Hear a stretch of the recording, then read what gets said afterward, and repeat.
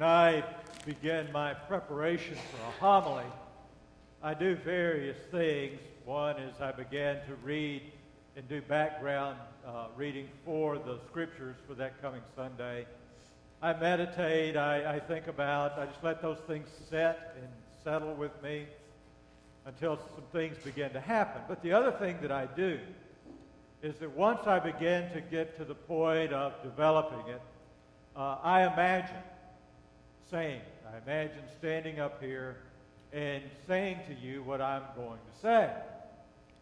The other part of what I do is I stand up here and I imagine you sitting out there. That helps me. It helps me to kind of get some sense of perspective. So as I this week began to prepare for this weekend, and I got to the point of looking out and seeing you, I must tell you that I didn't see quite as many of you as I do this morning. I mean, why would I? This is the first weekend of summer. It's a beautiful, beautiful day. It's a holiday. Many people have gone back north. And there's all sorts of things that you could be doing this day rather than being here in worship.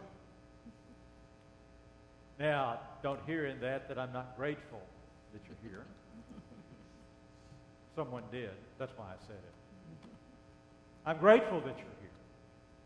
It's really good to see you. And as a person who works to develop congregations and to do whatever we can to see how we grow numerically, I've also the past few years become more acute of another question, and that is, why are you here? I start often by asking, why am I here? But I always come back to the question of, why are you here? It's an honest question. There have been all kinds of surveys done for the past 15 to 20 years that tell us that what we already know, and that is that attendance in worship is dropping. Attendance in worship is dropping throughout, except in some few areas. This one, we don't seem to be dropping very much. But the question comes back to me then, why are you here? So I want to propose that to you for your consideration this morning. What is it about you being? Now, these same surveys will tell us various things. One is that roughly about 20% of the people will answer that sort of question with, because when I was a child, I was taught it was important to go to church every week. And even though I may not go every week, that's the reason I go when I go. Or maybe 12 to 15% will say that it's because this is their primary time to socialize with people they care about. Those are all fine reasons. I'm not putting any of them down. But I want to propose to you and me that there is another reason that goes beyond those that you and I are here. And in particular, that we're here today. And it's this. You and I have a particular image of God.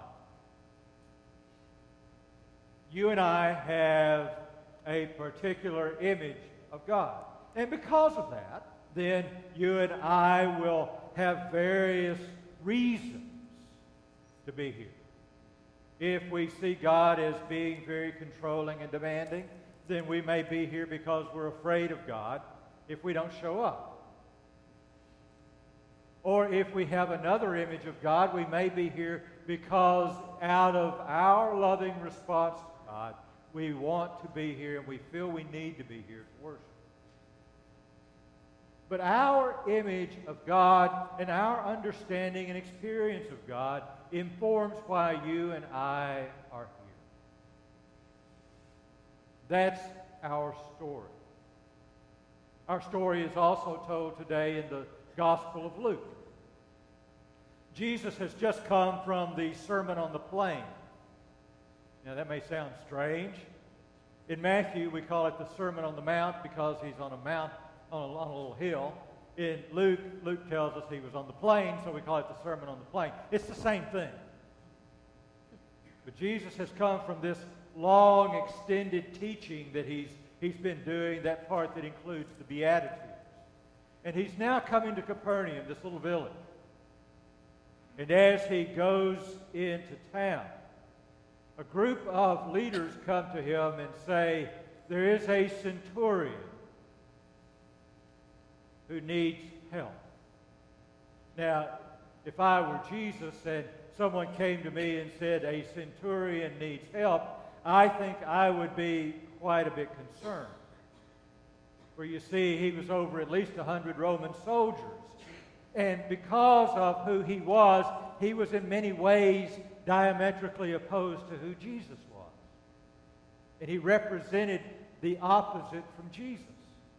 And they were somewhat responsible later for the crucifixion. So I think I would be a bit concerned that a centurion needs to see me. And they say to him, his slave is ill, and he needs you to heal him. Again, I think I would be a little concerned. Maybe he wants me to heal his slave so he can get more work out of him. But they don't stop there. They say he cares about his slave. And he cares about us. He built our synagogue. So this is a caring guy who, despite being a Gentile, a Roman, has sent someone to beckon Jesus to heal his slave. You see, I think that's our story too. I think he has an image of Jesus that informs his desire to have Jesus approached for the healing. We don't know how he knows any of this. We don't even know how he knows of Jesus. We only know that he knows us and has expectations as to what he will do. That's our story too. Our image of Jesus, our image of God, brings with it certain expectations that may inform why we gather here or why we do anything together as Christians. Perhaps our expectations are that somehow Jesus, by coming here or doing whatever we do, will have a good day. Or if we don't, we'll have a bad day.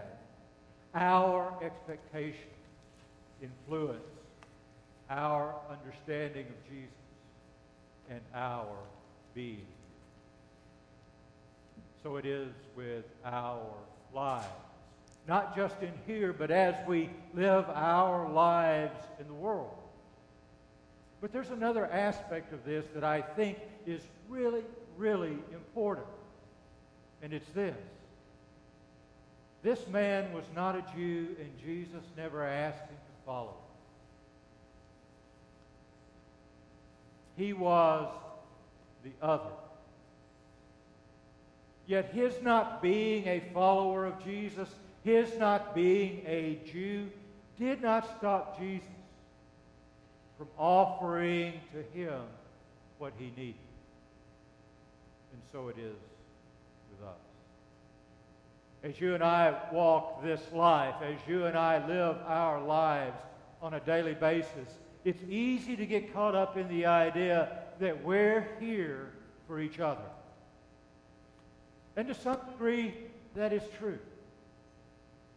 But the reality is that you and I, as the hands and feet of Jesus, are here for the world.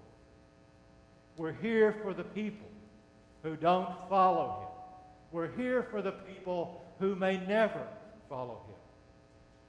Throughout it all, you and I are here for the centurion. So it is. So it is that you and I are here. Why? I'll leave that to you to discern for yourself. But even as you discern it, we still have our work to do. As you and I offer to the centurions the healing that only God brings.